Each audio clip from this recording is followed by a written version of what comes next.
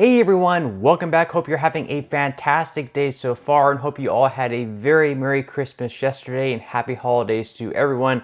Hope you all had some good food, some good time with family and friends, everything like that. But in today's video, we're going to be covering the Social Security increase. It's finally going to be coming in just 3 days. We're going to go over what those payments are going to look like.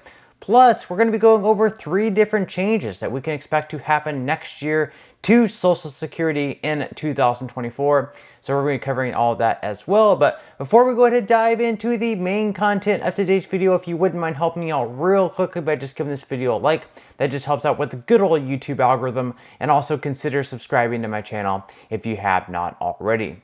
Plus, if you would like to receive $60 or more in free stocks or $60 or more in free cash, in a pinned comment below, I will be leaving a link to Webull. All you got to do is click on that link, open an account, and then deposit at least 1 penny. Once you do so, you're going to receive the 20 stocks. They're going to be worth at least $3 each, possibly even more than that. If you don't want to invest at this point in time, all you got to do is just sell those stocks for what they're worth and then transfer that money right back to your checking account. Okay, so of course we do have 3 different changes coming up to Social Security in 2024. So we're going to be going over what you can expect. Of course, there's going to be a lot more changes than that, but these are the ones that we are going to be covering today per an article from the Motley Fool. So the first change, of course, the most notable one, is that benefits are going to be getting a 3.2% boost. So in 2023, seniors on Social Security saw their benefits rise by 8.7% thanks to surging inflation. Over the past year, inflation has thankfully cooled. As a result, Social Security recipients are getting a smaller cost of living adjustment in 2024. However, that's not a bad thing. First, a 3.2% raise is actually fairly generous for recent Social Security COLAs, not counting the previous 2. Also, it's a sign that seniors and workers alike may finally be in for some relief from higher costs. The one hiccup seniors on Social Security will face in 2024 with regard to their COLAs is a rise in the cost of Medicare Part B premiums. In the new year, the standard monthly Part B premium is increasing from $164.90 up to $174.70. So 3.2% is going to be the increase, not necessarily a raise, because a raise would be if you were getting more than what the inflation metric is. In this case, we're only getting exactly what the inflation metric is. A lot of people could argue that inflation has been actually a lot higher than 3.2%, but 3.2% is what we're going to be getting. Now, the first raise, or the first increase, is actually going to be coming out later this week on Friday, December 29th. That is going to be going to those on SSI benefits. So SSI beneficiaries are actually going to be getting their increase in December rather than in January, because January 1st, of course, happens to fall on a holiday. It's a new year. So in that case, they're just going to be getting their first payment the Friday before. So the first payment for them is going to be going out on Friday, December 29th. For everyone else, their payments are going to be going out on January 3rd if they started receiving Social Security benefits before May of 1997, or if they receive both Social Security and SSI benefits. Now, for everyone else, it's going to be going out on January 10th, January 17th, and January 24th, of course, depending on your date of birth, if you're born between the 1st and 10th of any given month, or the 11th through the 20th of any given month, or the 21st through the 31st of any given month. So it's going to completely depend, just like usual, on your date of birth, when you can expect to receive that first cost of living adjustment increase. That's going to be for everyone else other than on SSI benefits. Again, if you are receiving SSI, you're actually going to be receiving your payment on Friday later on this week. That is when you can expect to receive your increase. But then in January, if you receive SSI benefits, you're not going to receive a payment in January. Your next payment after Friday is not going to come all the way until February 1st. Now, as far as how much you can expect to receive for your cost of living adjustment next year, we're going to be going over some different amounts, whether you receive retirement, SSI, or SSDI benefits. We're going to be going over the max amounts as well as the averages, and just kind of see how all this plays out. So as far as people on SSI, for individuals, you are going to receive a boost up to $943, up from $914 this year. $943, of course, is going to be the maximum amount you can receive. Most people on average are going to receive a good bit less than that max of $943. Now for couples, the maximum amount in 2024 is going to jump up to $1,415 per month, up from $1,371. Now the resource limits are going to stay exactly the same in 2024 at $2,000 for individuals and $3,000 for couples. There are some lawmakers in Washington who want to change that to $10,000 for individuals and $20,000 for couples. However, like most things in DC, they're not really getting anything done. They're just kind of letting it stall, and most likely they're probably not even going to vote on that bill. Now, as far as the student exclusion, those are going to get bumped up to $2,290 on a monthly basis, which of course on an annual basis makes its way out to $9,230. Now, for everyone else receiving Social Security benefits, all retired workers on average are going to receive a boost up to $1,907.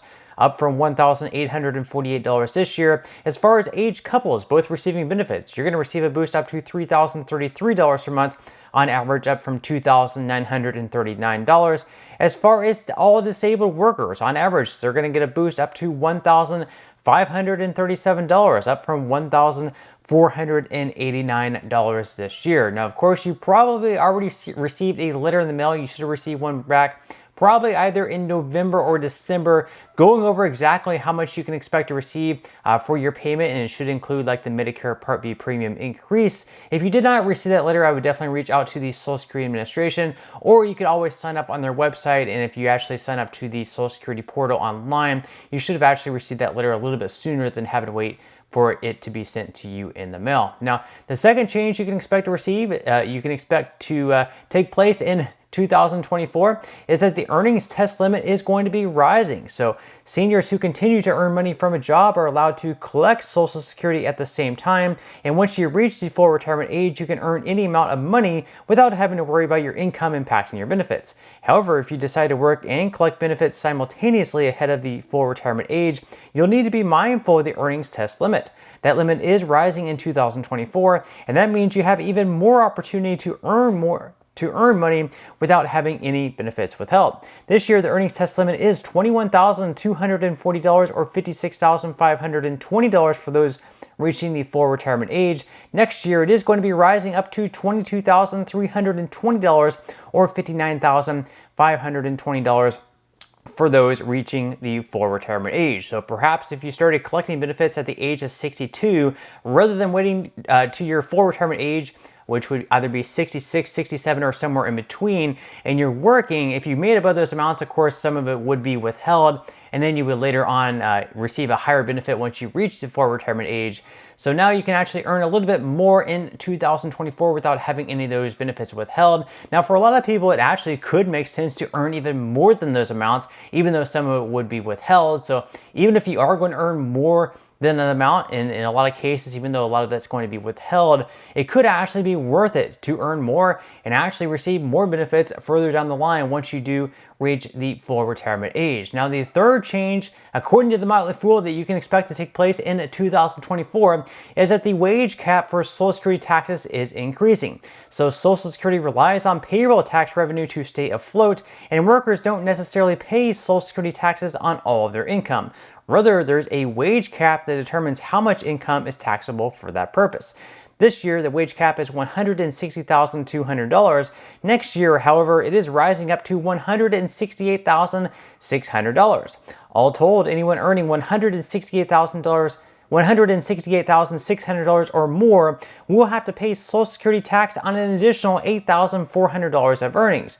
And that's not exactly a positive change. However, if we want to spin it positively, the more money that goes into Social Security, the more likely the program is to remain viable. So like they mentioned there, if you are a higher earner, and let's say that you earn, let's say like $200,000 per year, instead of just paying taxes into the trust fund on the first $160,200, you're now going to have to pay a little bit more taxes on the extra $8,000 or so that you earn.